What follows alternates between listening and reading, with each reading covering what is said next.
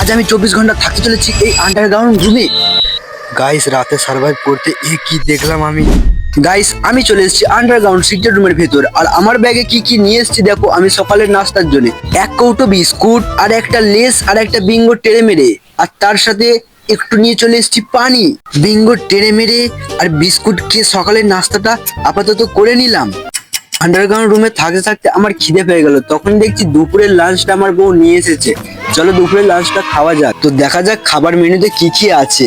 Guys আমার মেনুতে আছে মূলো ভাজা, বেসন ভাজা, বেগুন ভাজা। তো এখন আমার খুব খিদে পেয়েছে, খাওয়া যাক।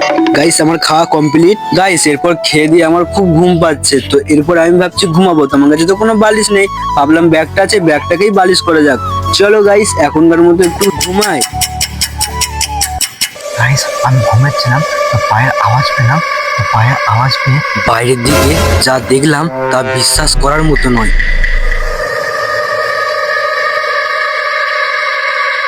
সাহস করে কাছে গেলাম। তারপর কি হলো গাইস দেখুন আমার সাথে। কে কে কে কে তুমি? तो कैसा लगा मेरा मजाक? तो कई चैलेंजটা হারানোর জন্য তোর সাথে প্র্যাঙ্ক করলাম। গাইস এরকম প্র্যাঙ্ক কেউ করে বলো? আমি পুরো ভয় খেয়ে গিয়েছিলাম।